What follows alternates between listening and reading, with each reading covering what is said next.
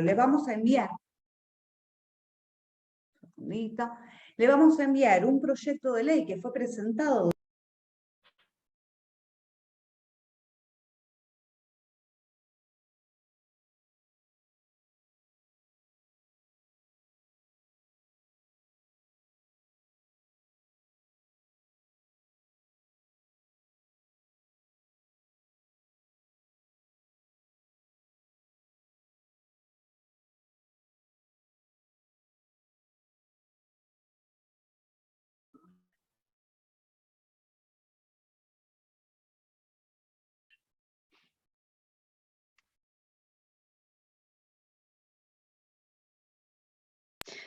Andrea, sí, ahí ahí. ahí se escucha perfecto, gracias. Ah, perfecto, disculpen, no escucharon nada de lo que dije, ¿no? Retomamos entonces, disculpen. No, nada, se silenció de repente. Bueno, entonces, como habíamos dicho, les pedí disculpas por la clase anterior que tuvimos problemas de conexión. Entonces, vamos a retomar algunos puntos que empezamos a tratar las clases pasadas. Nosotros sabemos que el sistema parlamentario, para poder ejercer su rol parlamentario, hace uso de distintos instrumentos. 3 de ellos son los que estamos estudiando en estas clases. El día de hoy les vamos a enviar 3 modelos distintos que se han presentado durante el mes de octubre, ¿sí? Un proyecto de ley, un proyecto de resolución y un proyecto de declaración, para que puedan observarlos. El proyecto de ley que le vamos a enviar es un proyecto que se presentó durante el mes de octubre, que es para crear una licencia anual para la realización de estudios preventivos de cáncer de mama y cervicuterino. Van a poder apreciar en el proyecto, porque se los reenviamos al archivo, la parte dispositiva, la explicación, el desarrollo de los artículos, son poquitos artículos, son 4 artículos. Luego, la parte fundamental y más importante de todo proyecto son los fundamentos. Van a poder ver en este proyecto de ley presentado, los fundamentos hacen hincapié a, por un lado, estadísticas de la cantidad de personas que fallecen por cáncer de mama, de las fallas que hay en la salud pública por este asunto, digamos, de la falta de tratamiento y demás, y la importancia que tiene a nivel estatal, a nivel del Estado, que se dé una licencia para que quienes necesiten hacerse un tratamiento o un análisis o un estudio de este tipo no pierdan ni el presentismo, tengan el día cubierto y demás. Asimismo, le voy a adjuntar en este proyecto de ley el orden en el que fue presentado en la Cámara de Diputados y van a poder verificar lo que les había dicho la primera clase o la segunda, que cuando se presenta un proyecto se le asigna un número, se coloca la letra de la Cámara en la que fue presentado y asimismo menciona en la página a la comisión a la que fue girado para ser tratado. En este caso, como se trata de un proyecto que hace referencia a una licencia, fue girado a la Comisión de Legislación del Trabajo. Entonces, punto 1, al terminar la clase, van a tener este proyecto enviado. Luego van a tener un proyecto de resolución. Recordemos, los proyectos de resolución dijimos que hacían referencia a cuestiones de organización, ¿sí? Este proyecto de resolución que ingresó también en el mes de octubre, son todos nuevitos, por eso se los envío para que vean que son fresquitos. Este proyecto de resolución lo que propone es incorporar una modificación al artículo 174 bis del reglamento. La redacción siguiente proponen. Luego de definido el orden del día, los diputados, y con la finalidad de evitar posibles conflictos de intereses, deberán comunicar a la Cámara los intereses privados que tengan en relación a los proyectos incluidos en la sesión que serán incorporados al diario de sesiones. Como dijimos, proyectos de resolución hace referencia al manejo de cuestiones internas de la Cámara. En este caso, se explican los fundamentos que los diputados, o sea, los legisladores, tienen la obligación de cumplir con su función pública. Pero ¿qué pasa si alguno de los asuntos que va a tratarse en la orden del día choca con algún interés privado? Entonces, se hace todo un detalle en los fundamentos, que lo van a tener a disposición para leer, haciendo un hincapié en esto, en el carácter obligatorio de participar en la sesión y en el conflicto con los intereses privados, y en lo no ético o ético que implica emitir su voto en una situación de conflicto, ¿sí? También, proyecto de resolución que fue ingresado y girado a la Comisión de Peticiones, Poderes y Reglamentos, ¿sí? Recuerden, cada uno de los proyectos que son ingresados se giran a determinadas comisiones para que sean tratados. Luego voy a enviarle también junto con estos dos proyectos un proyecto de declaración. Recordemos que los proyectos de declaración eran cuando la Cámara lo que quería era declarar o manifestar un interés sobre una situación, ya sea de educación, algún interés sobre alguna situación en particular. Este proyecto de declaración que ingresó también durante este mes es para declarar de interés de la Cámara el Congreso Nacional de las Estrellas. Congreso que se va a llevar a cabo en Colón, provincia de Buenos Aires, durante el mes de noviembre. Este congreso surge de los fundamentos del proyecto. Es un congreso que lleva a cabo la Fundación Estrellas Amarillas de Argentina. Es una fundación que crearon familiares de personas que fueron víctimas de accidentes de tránsito.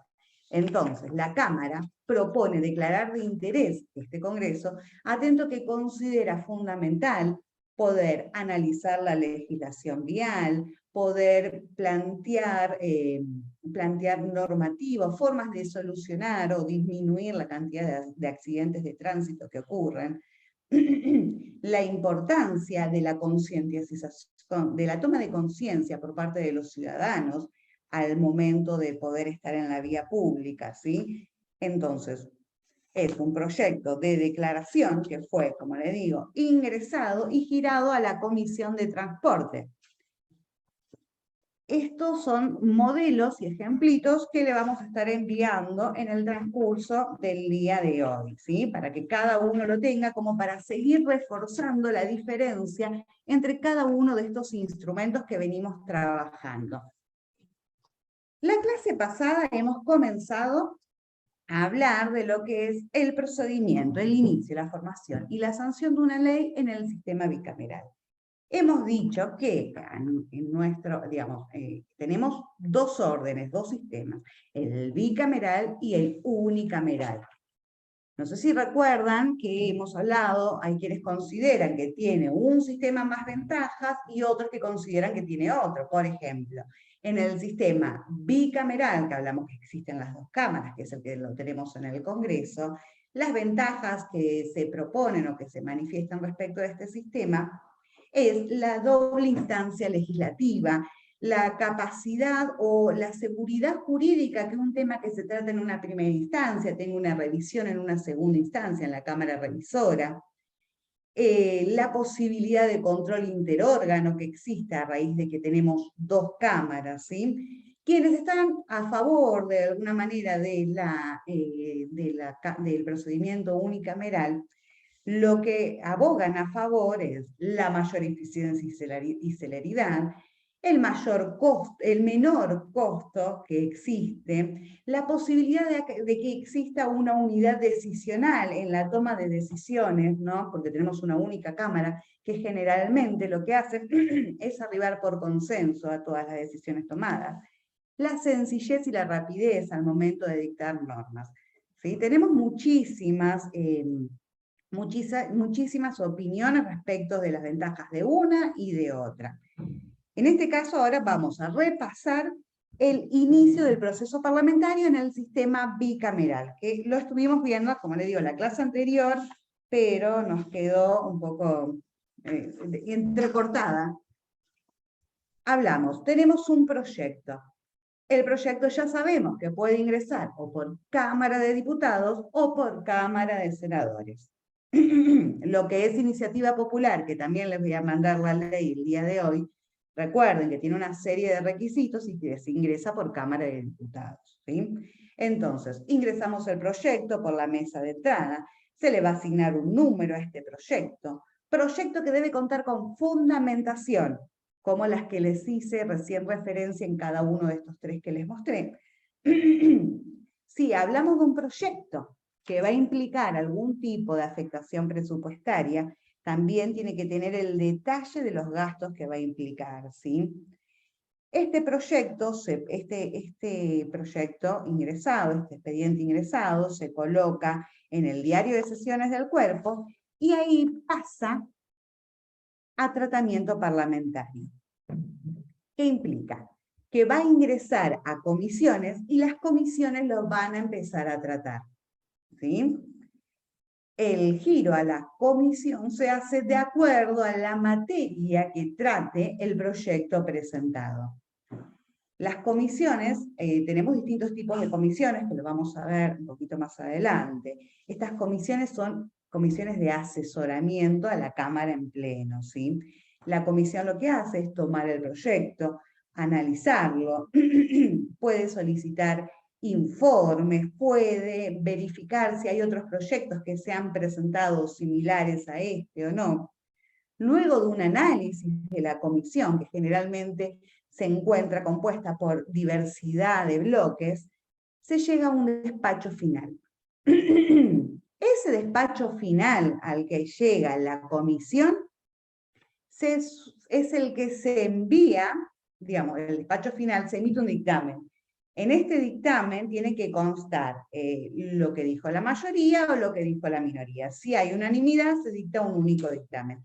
Este despacho final, este dictamen, es el que pasa, el que se gira a la Cámara, al recinto, para que lo comiencen a trabajar.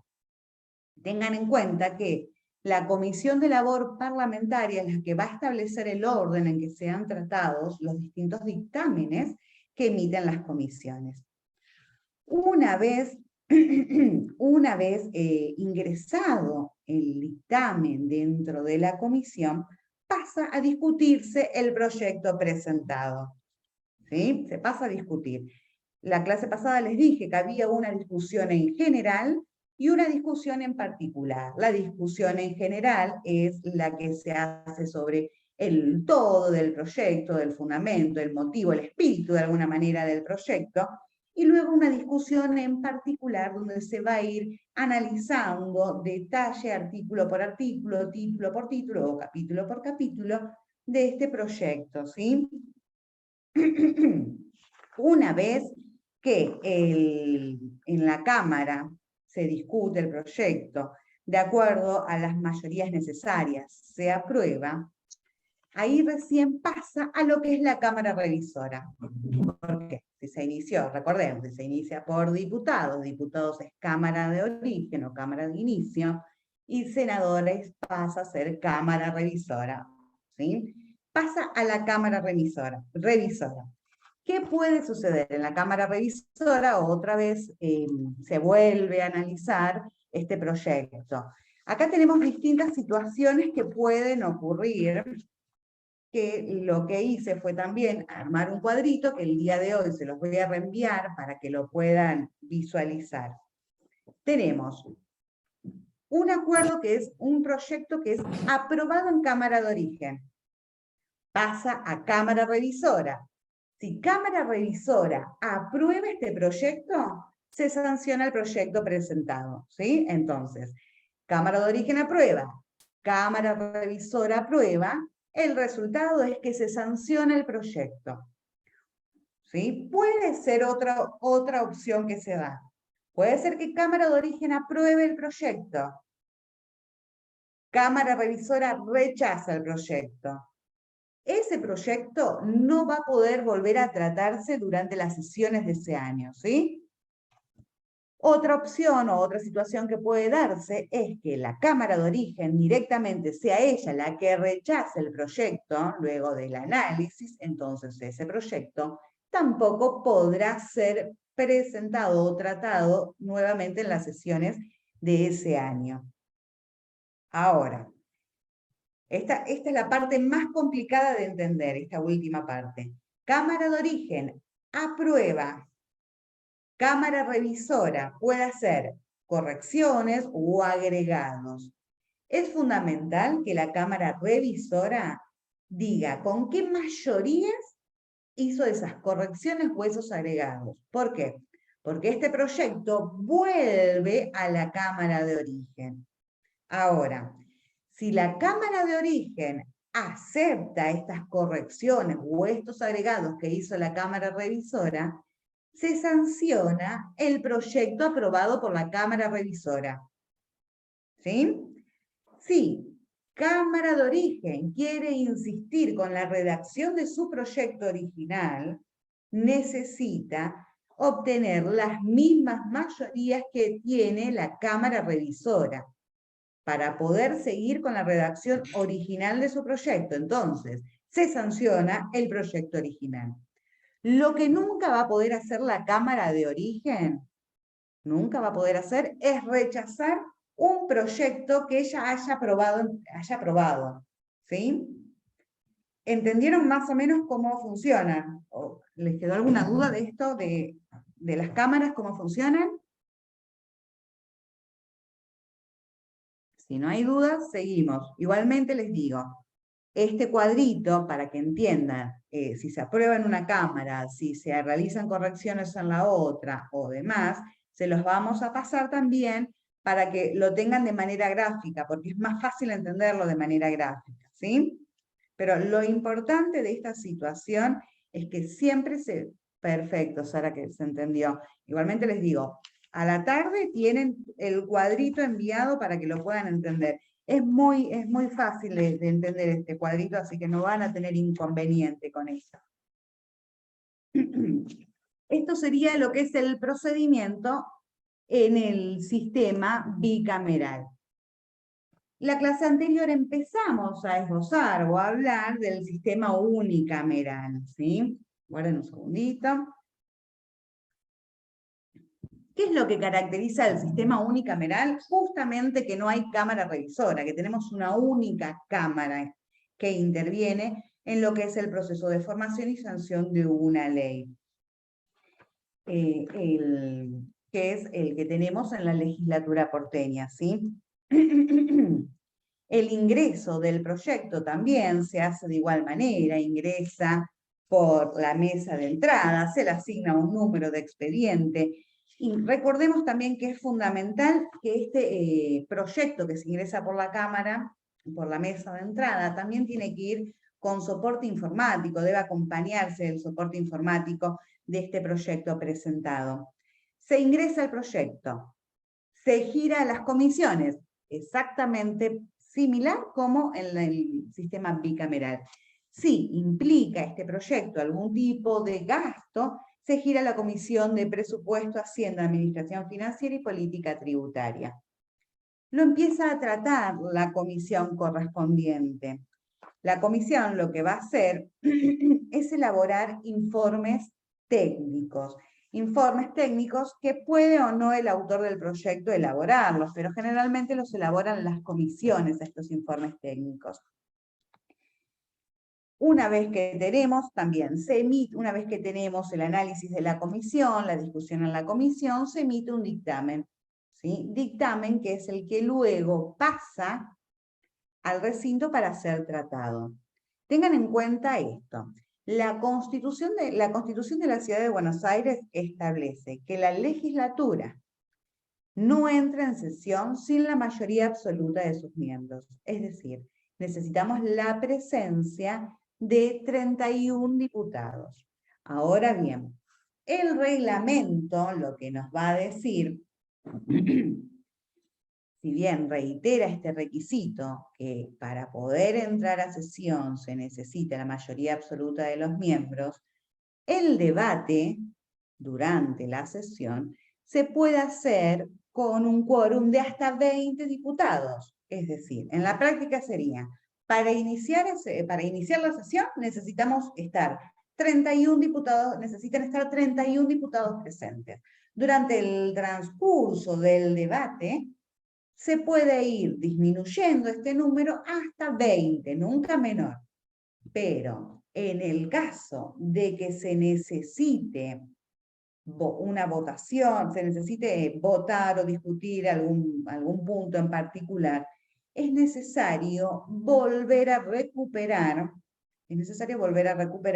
lo que es la mayoría absoluta. Es necesario que vuelvan a estar los 31 diputados presentes. En caso de que no se logre recuperar este número de diputados, directamente la sesión se da por terminada. Una vez que el proyecto pasó a la comisión, se dictó el dictamen en comisión, ingresa al recinto para ser tratado, acá en este momento se trata también, el proyecto va a ser considerado en dos tipos de discusiones. Una discusión de manera general y una discusión en manera particular. Similar a la situación en el sistema bicameral. La discusión en general es donde se discute justamente la idea fundamental del proyecto, ¿sí? El espíritu que tiene el proyecto. Se plantea la idea del todo como un conjunto del proyecto, ¿sí? Acá, en esta instancia de la discusión en general, el uso de la palabra es también limitado. ¿Qué quiere decir? A ver, el autor del proyecto y los miembros informantes, por la mayoría o la minoría, hacen uso de la palabra. También el resto de los diputados lo pueden hacer, pero por tiempos acotados. Por tiempos acotados de 5 minutos, ¿sí? En la discusión en general. Si de la discusión general, o sea, si tras hablar del espíritu del conjunto del proyecto, el proyecto es desechado, el debate se cierra, el proyecto se archiva, ¿sí? De esta discusión en general. Todavía no pasamos a la discusión en particular. Ahora, si se aprueba el debate o la discusión en general, ahí recién vamos a pasar a debatir el proyecto en particular, ¿sí? El debate en particular debe seguir a continuación. Si por alguna cuestión se interrumpe la sesión y no se puede llevar a cabo el debate en particular, va a ser el primer punto que se trate en la sesión siguiente, ¿sí? Entonces, reiteramos, se debate o se discute de manera general.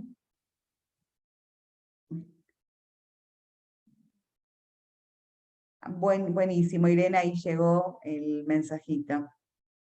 Bueno, se discute de manera general, si se aprueba en la discusión en manera general, vamos a pasar a la discusión en particular.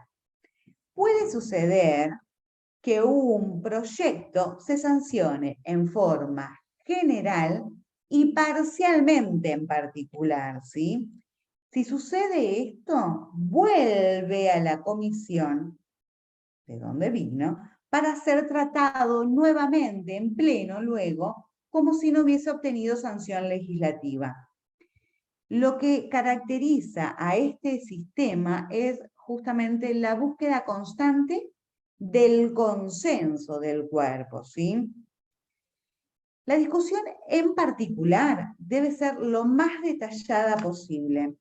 Se puede poner a votación el articulado uno por uno los artículos, entonces se van leyendo cada uno y se va discutiendo uno a uno, o puede, en algunos casos, si por simple mayoría se aprueba, ir discutiendo o votar por capítulos o por títulos, ¿sí?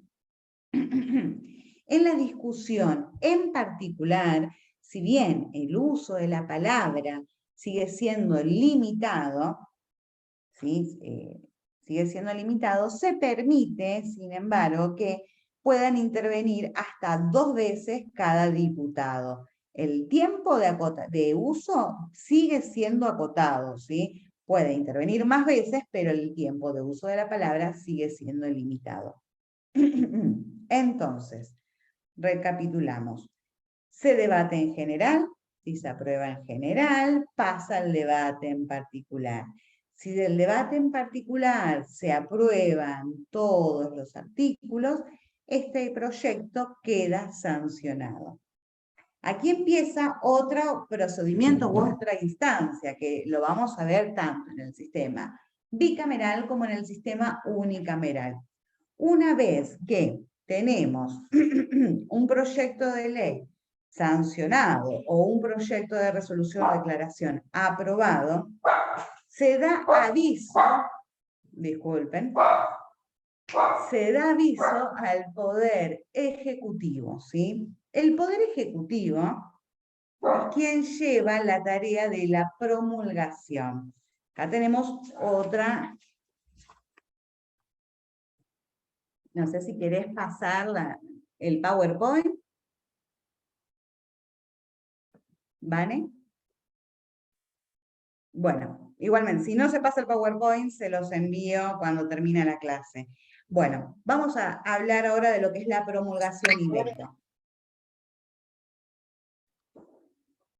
De la promulgación y veto. Dijimos entonces que tanto en sistema bicameral como en sistema unicameral, una vez que el proyecto recorre todas las instancias y logra la sanción, para que tenga eficacia debe pasar al Poder Ejecutivo. El Poder Ejecutivo tiene que promulgarlo, ¿sí? La promulgación es esa expresión de voluntad del Poder Ejecutivo. Ahora bien, tenemos distintas formas de promulgar una ley a nivel nacional, ¿sí? Tenemos lo que conocemos como promulgación expresa, promulgación tácita y promulgación parcial, ¿sí? La promulgación expresa es la conocida por todos. Sí, ahí está el PowerPoint, perfecto, y sistema unicameral, la que sigue, sistema unicameral ya lo terminamos, la siguiente.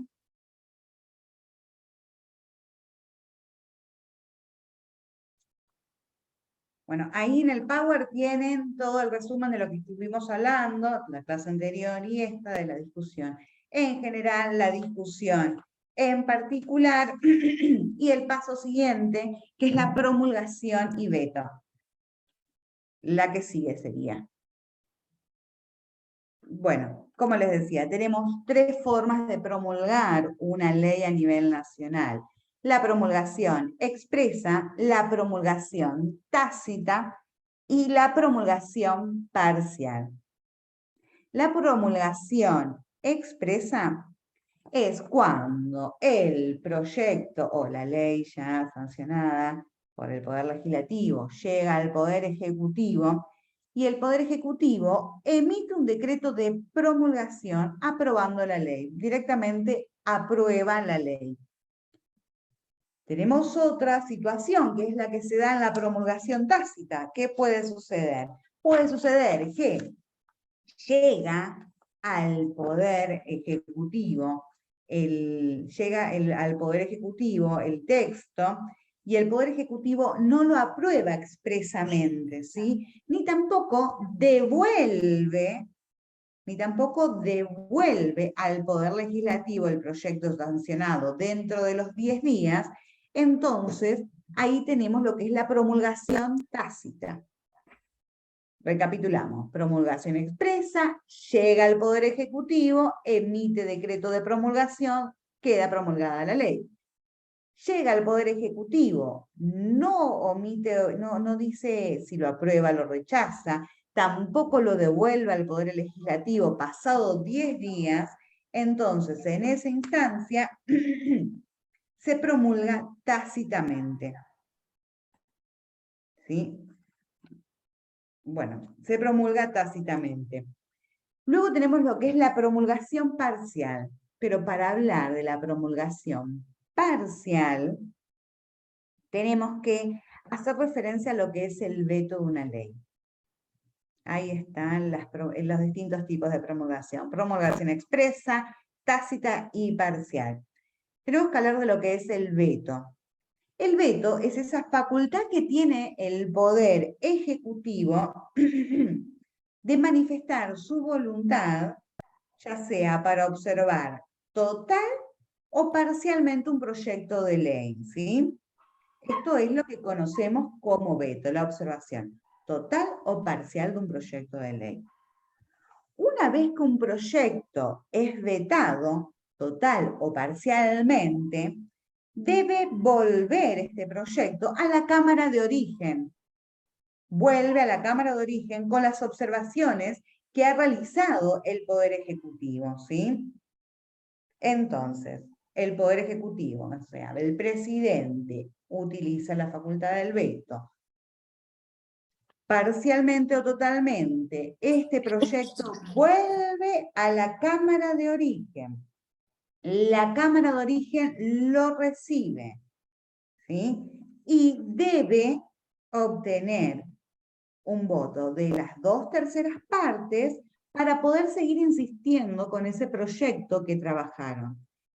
Cámara de Origen consigue 2/3 partes, pasa a Cámara Revisora.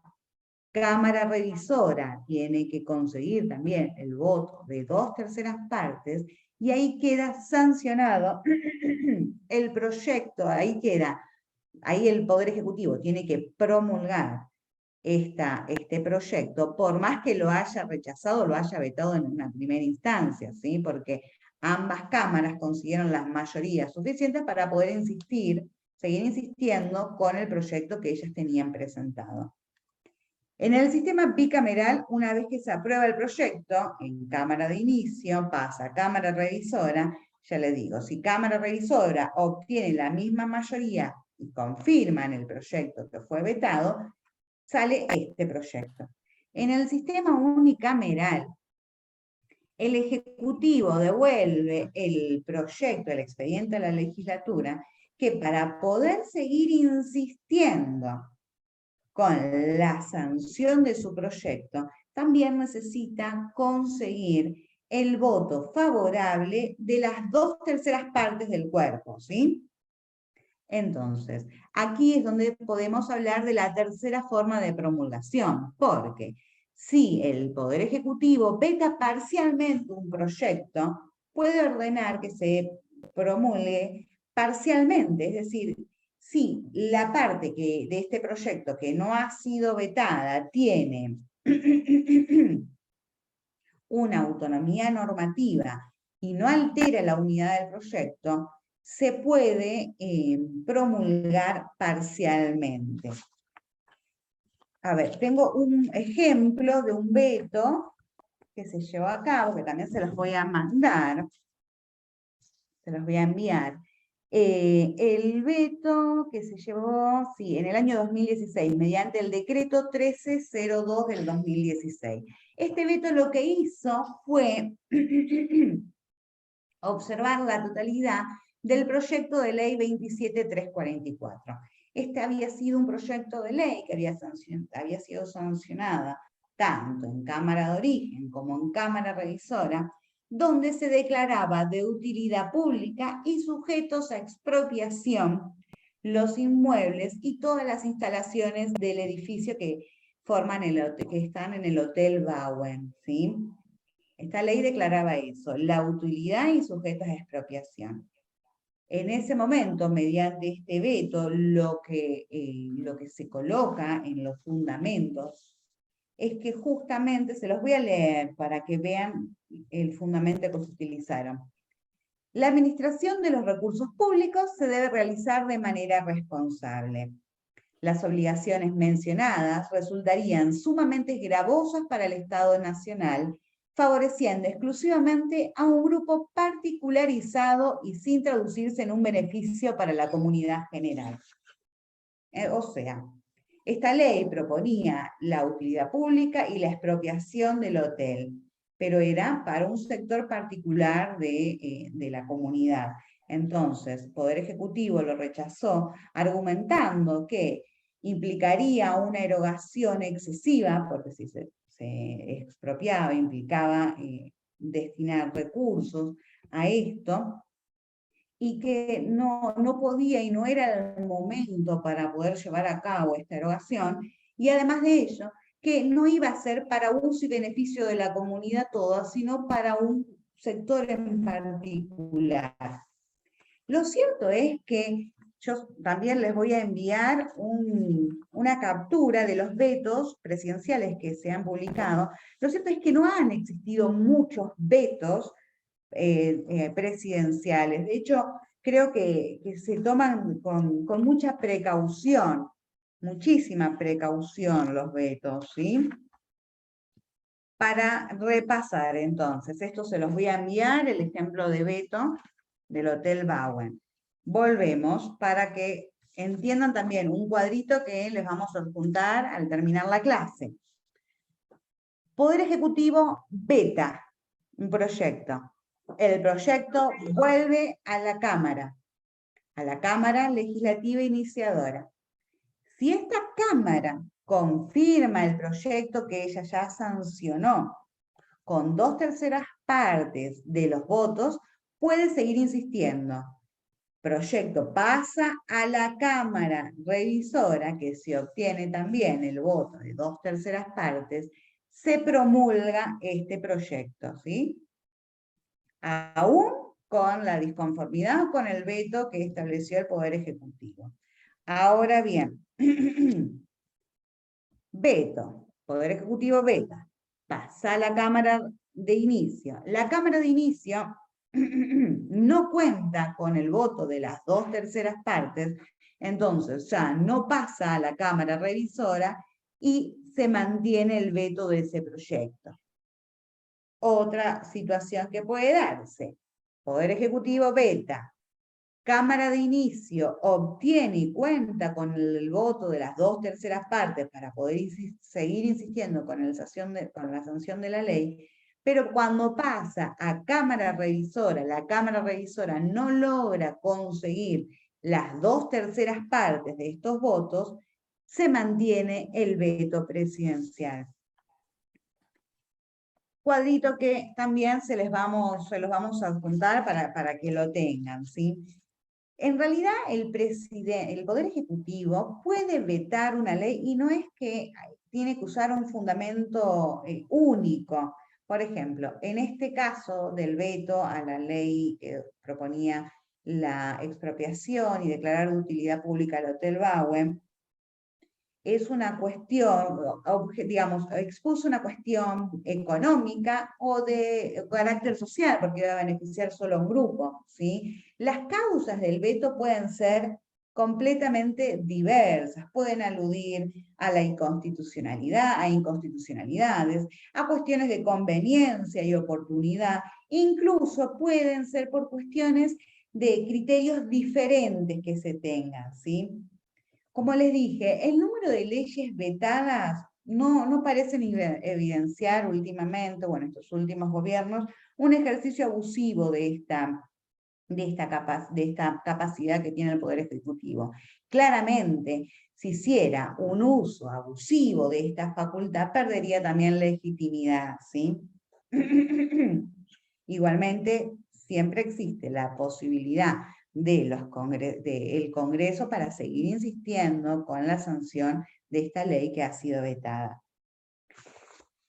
Bueno, hasta acá hicimos un repaso de la clase anterior, sistema bicameral, sistema unicameral, y hicimos lo que es el comienzo o la introducción a lo que es la promulgación y el veto.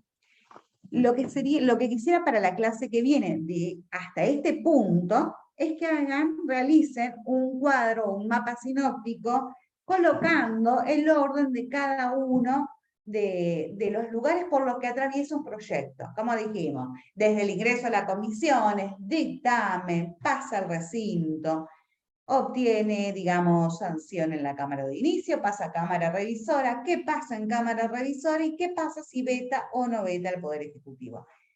Arman un cuadrito conceptual de esto y ya damos por cerrado esta primer parte del curso de estos conceptos que resultan ser fundamentales entenderlos para poder comprender el recorrido de cada uno de estos proyectos, ¿sí? Arman ese cuadro o ese mapa conceptual, nos lo envían, y esto va a formar parte de alguna forma de lo que es la construcción de la nota del curso. ¿Sí? Bueno, ahora que ya tocamos esos temas, vamos a seguir, si podés colocar el PowerPoint, Vane, de mociones, si se puede. Sí, aguárdame un segundito nomás. Ya está. No, el cuadro, el cuadro que tienen que enviar pueden elegir cualquiera de los dos procedimientos. Pueden elegir el procedimiento el curso o el circuito bicameral o el bicameral o el unicameral. La idea es que hagan de alguna manera el recorrido de todos, ¿sí? Con la intervención incluso de lo que es el Poder Ejecutivo. No tiene que ser largo, es un mapa conceptual para tratar de identificar en qué instancia y en qué lugar está cada uno de estos ítems, ¿sí? No necesitan. La consigna, sí, la consigna la tienen en el Power que se les va a enviar, y que los van a enviar, las chicas ya lo tienen, así que se los van a enviar en el transcurso del día. Ahí al finalizar todo lo que es el sistema unicameral, el veto y promulgación, tienen la consigna para poder enviarlo. Como les digo, la idea es que sea un mapa conceptual para poder reafirmar que entendieron qué está primero, se hace el ingreso por mesa de entrada, qué pasa a comisión, que obtenemos las mayorías necesarias, se elabora dictamen, pasa a discusión en el recinto. ¿Qué pasa si se discute en el recinto? Cuando pasa a la Cámara Revisora. O sea, es muy puntual, muy puntual, ¿sí?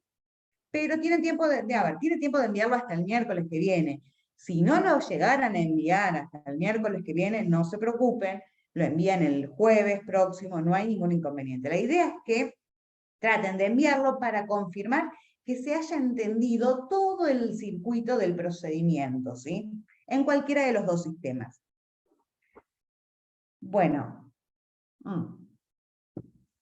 Ahora lo que vamos, el mail nos manda el material. Sí, van a enviárselos por email las chicas al material. El material que les van a enviar van a ser estos PowerPoint, los dos que utilizamos, porque el de la clase del sistema bicameral ya lo tienen. Los dos nuevos son el de sistema unicameral, veto y promulgación, y este último Power, sí, el mapa envíenlo a ese mismo correo. Sí, envíenlo a ese mismo correo y después nosotras lo vamos a ir con la doctora Franchi viendo y anotando quiénes lo han enviado y quiénes no, por una cuestión de orden más que nada, ¿sí? Entonces, repetimos, ya tienen que tener el Power de la clase bicameral o del procedimiento bicameral. Hoy les va a llegar el Power de la clase del procedimiento del sistema unicameral, de veto y promulgación, y la idea ahora es brevemente hacer una introducción a lo que son las mociones y a las comisiones parlamentarias, pero como ya es bastante información, lo vamos a ampliar a las clases siguientes, ¿sí? Además de todo ello, les dije que les voy a enviar los proyectos para dar por cerrado, ¿no?, esta primera parte, los modelos de proyecto, de ley, resolución, declaración, una captura de todos los proyectos que han sido presentados, de estos tres tipos de proyectos, de estos tres tipos de instrumentos que han sido presentados durante el mes de octubre, para que vean la cantidad de proyectos que se presentan a diario, ¿sí? Bueno, vamos a empezar entonces a hablar de las mociones. Vamos a hacer una introducción. Un segundito. Bueno, las mociones. Las mociones son todas esas propuestas o proposiciones que pueden realizar los diputados desde su banca.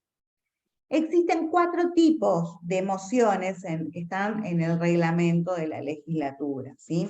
Tenemos las mociones de orden, moción de preferencia, moción sobre tabla y moción de reconsideración. Dentro de lo que son las mociones de orden, ahí se las nombré absolutamente a todas, así no queda ninguna sin que las lean. Tenemos aquellas mociones que hacen referencia a que se levante la sesión, a que se pase a cuarto intermedio, a que se declare libre el debate, a que se cierre un debate, con o sin lista de oradores, a que se pueda pasar a tratar un tema previsto un tema que esté previsto en el plan de labor.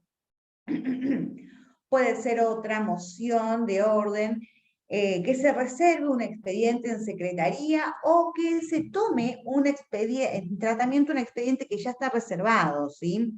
Puede ser también que un asunto vuelva a comisión o que sea la misma legislatura, otra moción es que sea la misma legislatura la que pase a convertirse, a constituirse en comisión. También dentro de lo que son las mociones de orden, tenemos la posibilidad de que se puedan apartar del plan de labor, o sea, tenemos un plan de labor, pero se puede proponer que que se aparte la sesión para tratar algún asunto en particular. Puede ser una moción para que se haga cumplir el reglamento o para que se pueda apartar del reglamento. También para que otras mociones para que se proceda a una votación nominal o para que se trate una cuestión de privilegio. Este tipo de mociones, que como les digo, son esas proposiciones o propuestas que realiza un diputado, tienen de alguna manera un carácter preferencial respecto de otras mociones. ¿Por qué? Una vez que es planteada una moción de orden, sí o sí debe tomarse en consideración. O sea, sí o sí debe tratarse. Esto no significa que por ejemplo, si hay un diputado haciendo uso de la palabra, se lo vaya a interrumpir. Salvo que sea una moción porque se esté apartando ese diputado de lo que establece el reglamento. Ahí sí se lo interrumpe. ¿Sí? Las mociones, este tipo de mociones de orden, las reglas generales que no se ponen a votación, sino que pasan no se ponen a discusión, sino que pasan directamente a votación. Salvo una serie de excepciones. De estas mociones, las que sí necesitan ser discutidas son la reserva de expediente en secretaría, que un asunto se envíe o vuelva a una comisión, la constitución también de la legislatura en comisión y que se haga cumplir el reglamento. Este tipo de mociones sí ameritan una discusión. El resto pasa directamente a votación. Ahora, cada una de estas mociones también exigen distintas mayorías al momento de ser tratadas. La regla es que sea por la simple mayoría, salvo, y acá yo las tengo marcaditas para entenderlas. La moción que declara libre el debate necesita de 2/3. La que solicita que se cierre un debate, también 2/3. La moción que para que la legislatura se constituya en comisión, también 2/3. Para apartarse del plan de labor y considerar un asunto en particular, 2/3. También para tratar una cuestión de privilegio se necesitan 2/3 de los votos. Una mayoría especial necesita el punto que es para apartarse del reglamento. Esa moción necesita 3/4 de los votos, ¿sí? Para poder apartarse del uso del reglamento. Y la que menor mayoría necesita es para proceder a la votación nominal, que en ese caso solamente se solicita 1/3 de los votos. Yo creo que eso igual lo tienen explicadito en el Power, cada uno de las mayorías necesarias, ¿sí? Luego tenemos lo que son las mociones de preferencia. Las mociones de preferencia también pueden ser, digamos, son esas propuestas que realiza un diputado cuando quiere que un asunto se trate de forma anticipada al que establece el reglamento. Este asunto puede o no tener despacho en comisión, ¿sí? Esta moción de preferencia se puede aprobar con o sin fecha de tratamiento. Si se aprueba sin fecha de tratamiento, debe tratarse sí o sí en la reunión siguiente del Pleno. En ambos casos, con fecha o sin fecha, deberá tratarse dentro de los primeros asuntos, dentro del primer lugar de los temas que vaya a tratar la sesión, ¿sí? Sí, en esa sesión en la que se estipuló que debía tratarse esta moción de preferencia, no se trabaja, independientemente del asunto por el cual no se tocó el tema, directamente caduca de pleno esta preferencia, ¿sí? Acá también tenemos que el asunto, acá también hablamos de mayoría. Acá hay que prestar atención con las mayorías. En estos temas que se propone una moción de preferencia, también se debe obtener una mayoría especial de 2/3 partes si el proyecto no cuenta con despacho o en comisión. O si cuenta con despacho en comisión, pero el mismo no ha sido publicado o no ha pasado el plazo previsto para observarlo, para poder llevar a cabo este tratamiento se necesita el voto de las 2/3 partes. Distinto es si estamos hablando de un asunto que tiene despacho de comisión, que ha sido publicado, que ha pasado el plazo de observación, volvemos a las mayorías, a la regla de las mayorías generales, ¿sí? Entonces ya hablamos, moción de orden, moción de preferencia. Vamos a ir con la moción sobre tablas. La moción sobre tablas es cuando es un tipo de moción especial, ¿sí? Permite introducir un asunto en el debate que no tuvo tratamiento en las comisiones, ¿sí? Es la moción sobre tablas, o sea, no se trató en comisiones, un diputado propone para que sea tratado. Tiene que ser claramente un asunto que amerite que sea tratado sin tratamiento previo en ninguna comisión. Estas mociones incluso se pueden acordar en el plan de labor. ¿Sí? Se pueden acordar en el plan de labor. El autor del proyecto o del asunto que vaya a tratarse puede fundamentar, cuando se propone el tratamiento de esta moción, puede fundamentar su proyecto durante este periodo. Puede hacer uso de la palabra el autor del proyecto o cada representante de cada bloque también, ¿sí? Esta moción, luego va a pasar a una votación de manera inmediata. La mayoría que se utiliza o que se requiere para aprobar esta moción sobre tablas también es de 2/3 partes de los votos emitidos. Moción sobre tablas. Pasamos a lo que es la moción de reconsideración, que es la última que vamos a ver en la clase de hoy, y que igualmente vamos a seguir ampliando la próxima. Esta moción es una moción que debe formularse en el día en el que el asunto en particular ha sido tratado. O sea, se trata un asunto, ¿sí? Y debe formularse ese mismo día esta moción de reconsideración. Lo que busca esta moción es que vuelva a deliberarse sobre un tema que ya está resuelto. Por eso, lo que caracteriza este tipo de moción es que deba formularse en el día en que el asunto en particular ha sido resuelto para que vuelva a plantearse algún tipo de deliberación sobre este tema en particular, ¿sí? Un tema que ya ha sido resuelto y sancionado en el pleno, ya sea que haya sido resuelto de manera general o de manera en particular. Estas mociones, para su aprobación, requieren también el voto de las 2/3 partes, ¿sí? Hasta acá las 4 mociones más importantes o más relevantes en este procedimiento, en este funcionar de de la Cámara, de la legislatura. Entonces, hablamos de mociones. Lo que vamos a hacer ahora es una introducción a lo que son las comisiones parlamentarias.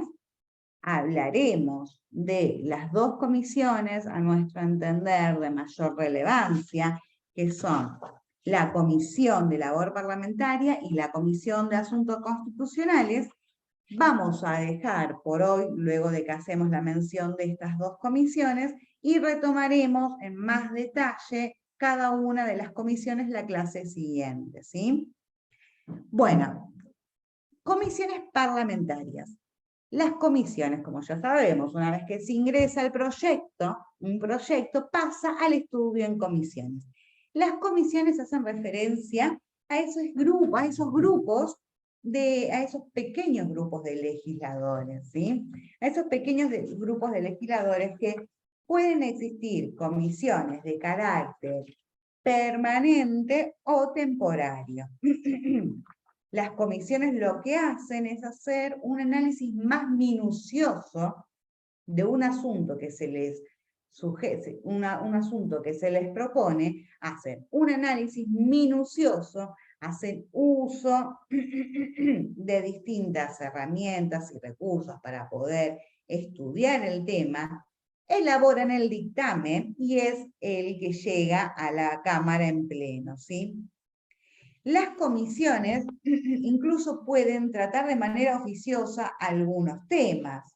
En este tipo de comisiones parlamentarias, creo que lo hemos hablado, incluso pueden asistir, digamos, son abiertas al público, pueden asistir los ciudadanos o los medios de comunicación. Este tipo de comisiones, al ser un debate, hacer sesiones de manera pública y demás, permiten informar a la ciudadanía, ¿sí? Permite que la ciudadanía esté informada de los asuntos, permite que la ciudadanía esté informada de los asuntos que luego van a tratarse en el pleno, ¿sí? En nuestra legislatura tenemos 24 comisiones. ¿Sí? Todas ellas son de asesoramiento permanente al pleno. La clase próxima les voy a traer detallado exactamente la composición de cada una de estas comisiones, de estas 24 comisiones. Las comisiones, digamos, una vez que ingresa un proyecto por mesa de entrada, el presidente de la legislatura es quien, de acuerdo al tema del cual trate el proyecto, va a girar a la comisión que corresponda, ¿sí? Si hablamos de un proyecto que tiene más de una naturaleza o más de un tema, se va a hacer un giro provisorio a una para después pasarlo, en caso de ser necesario, a otra de las comisiones. A ver, las comisiones lo que hacen es analizar el tema, emitir un dictamen, pero los que deciden, en realidad, es la Cámara en pleno la que decide si se aprueba o no un proyecto. La comisión lo que hace es analizarlo, estudiarlo, buscar referencias y demás, ¿sí? Dentro de las comisiones, el orden de los asuntos lo vemos la próxima. Directamente pasamos a mencionar las dos comisiones que consideramos de mayor relevancia, ¿sí? Y lo vamos, la siguiente, la comisión. Esa planillita no.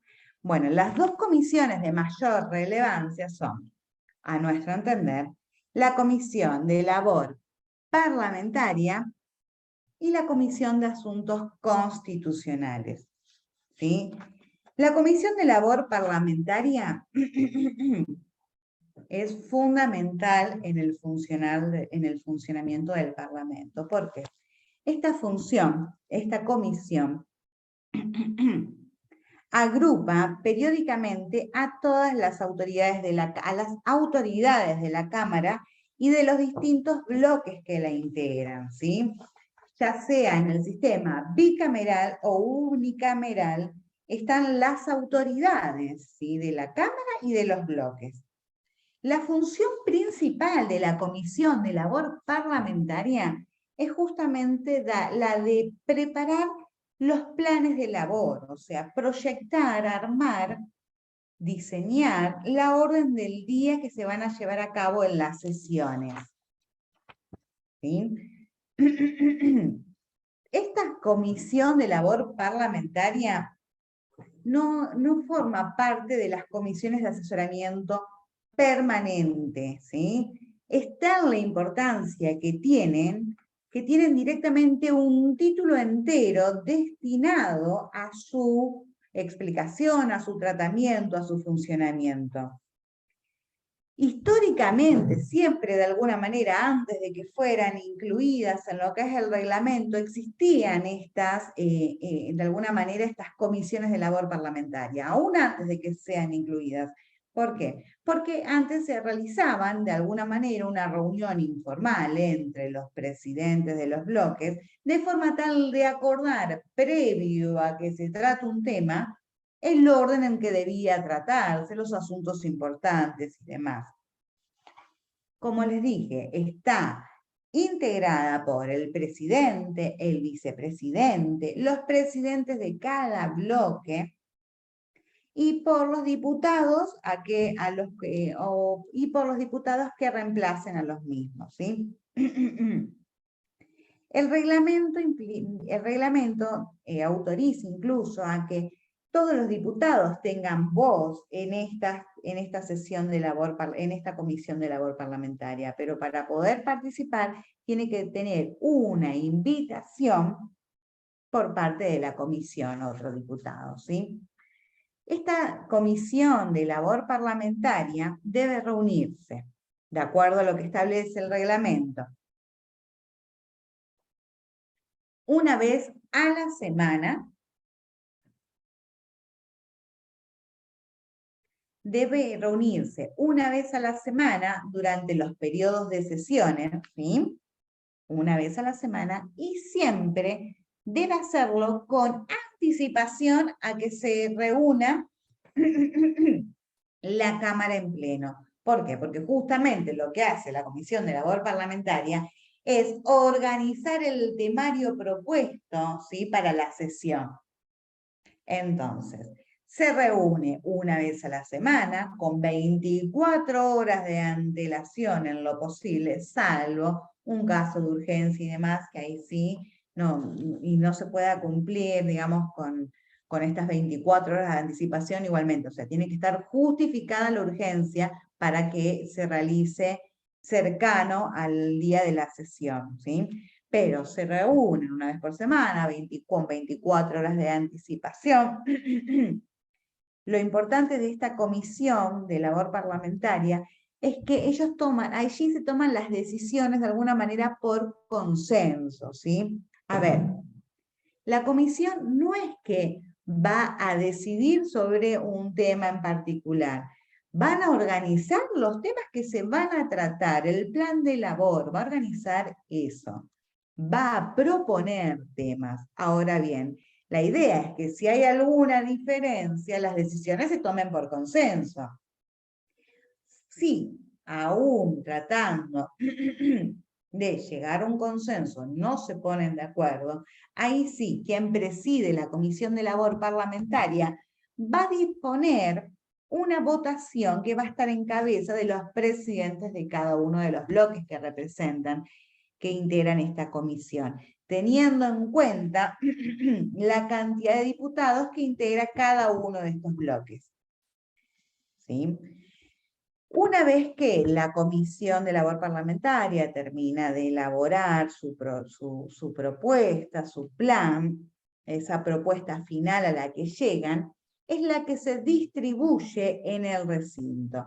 Se distribuye y se hace entrega de esta propuesta a cada uno de los diputados que van a participar en la sesión en pleno, ¿sí? Se le entrega de alguna manera el plan de labor, el plan de trabajo que ellos han elaborado. Hay que tener en cuenta que quienes forman parte de la sesión, de la Comisión de Labor Parlamentaria, están continuamente informados de cada uno de los temas que son ingresados en las distintas comisiones, ¿sí? Están informados de absolutamente de todo de cada uno de los temas que han ingresado a las comisiones. Es más, pueden hacer uso de distintos informes y demás para organizar y ordenar el plan de labor que van a tener que utilizar y trabajar en la sesión en pleno. Como les dije, completamente informados, son los que incluso la comisión esta es la que establece el orden del día, es la que organiza de alguna forma el Parlamento, ¿sí? Es quien establece los horarios de las votaciones, la duración de las distintas discusiones, quién va a hacer uso de la palabra, cuántas cantidad de oradores por bloques van a haber, el horario de las sesiones, entre otras, son justamente todas las funciones que tiene esta comisión de labor parlamentaria. La importancia, porque de una u otra manera es quien organiza todo lo que se va a tratar en pleno en la Cámara, ¿sí? Luego, hasta acá esta comisión, la próxima clase les voy a traer un detalle un poquito mejor de cada una de las funciones que lleva a cabo la Comisión de Labor Parlamentaria. Vamos a hacer mención a lo que es la Comisión de Asuntos Constitucionales. Vamos a dejar por hoy, porque ya es como muchísima información, hicimos un repaso desde proyectos de ley, los distintos procedimientos, y dimos inicio a mociones y a comisiones. La clase siguiente retomaremos mociones y comisiones, ¿sí? Pero les explico la importancia de la Comisión de Asuntos Constitucionales previamente. Esta comisión también se encuentra dentro de las de mayor relevancia, ¿sí? Porque además de la función que ocupa, la especialidad que tiene, hacen parte, digamos, forman parte de las comisiones de asesoramiento permanente de la legislatura. Se encuentra compuesta por diputados o diputadas que tienen un conocimiento acabado de todos los asuntos que tienen que ver con cuestiones constitucionales. La importancia de esta comisión radica en que es quien determina si un proyecto o un asunto, no es la que va a determinar si un proyecto o un asunto puede afectar principios constitucionales. También es la comisión que de alguna manera resguarda, cuida lo que es la autonomía de la Ciudad de Buenos Aires. Asimismo, trata todos los temas que tengan que ver con lo que es la legislación electoral, con los órganos de control en la división de poderes, todo lo que tenga que ver con los decretos de necesidad y urgencia dictados por el Poder Ejecutivo, también son llevados y tratados dentro de esta comisión. La importancia que tiene también esta comisión, porque recordemos, volvemos a lo que era el veto. Si Poder Ejecutivo veta un asunto, un proyecto presentado y sancionado, vuelve a la Cámara, ¿no? Vuelve a la legislatura, donde va a ingresar y quién va a decidir si es ella la que atiende este asunto o no, es la Comisión de Asuntos Constitucionales. Es la que va, digamos, una vez que tenemos el veto presidencial, vuelve a la legislatura. Esta comisión es la que va a tratar y verificar que efectivamente ese veto haya sido de acuerdo a las normas constitucionales, a que esté bien realizado, a que sea de acuerdo a derecho, ¿sí? Y va a decidir si lo somete ella a su tratamiento o no. La importancia hasta ahora de estas dos comisiones, tanto la Comisión de Asuntos Constitucionales, por la importancia que tiene en todo el tema que trata, y la Comisión de Labor Parlamentaria, porque es de alguna forma la que organiza la vida dentro del recinto, hacen que tengan el día de hoy que las mencionemos de manera preponderante respecto de las otras 24. ¿Sí? Igualmente, la clase que viene vamos a retomar puntos respecto de estas dos comisiones y vamos a ir explicando cómo funcionan el resto de las comisiones, ¿sí? Una vez que terminemos de charlar sobre el funcionamiento de del resto de las comisiones, de las reuniones y de la apertura de sesión, cómo se produce, cuál es el orden que se utiliza y lo que hace a la votación, vamos a hacer otra actividad, no tal vez ya como el cuadro o el mapa conceptual que hicimos con la primera parte, pero buscaremos otra actividad como para unificar cada uno de estos conceptos, ¿sí? Así que bueno, por lo pronto, hoy terminamos. Lo que voy a hacer es ahora, en un ratito, ya les enviamos la documentación, los modelos de proyecto y los PowerPoint que estuvimos utilizando en la clase de hoy, ¿sí? Cualquier duda que tengan o demás nos escriben y si no les llega el material también nos avisan y se los volvemos a reenviar sin ningún inconveniente.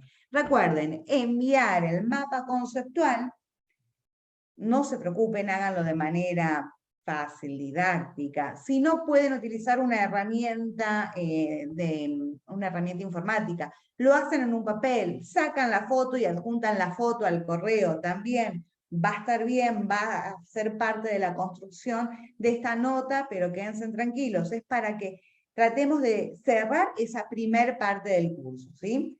Entonces, repito, la clase que viene terminamos de hablar de lo que son las comisiones, para ya la siguiente clase, sería la clase número 5, empezar con el tema que tanto nos interesa a todos, que es el de la técnica legislativa.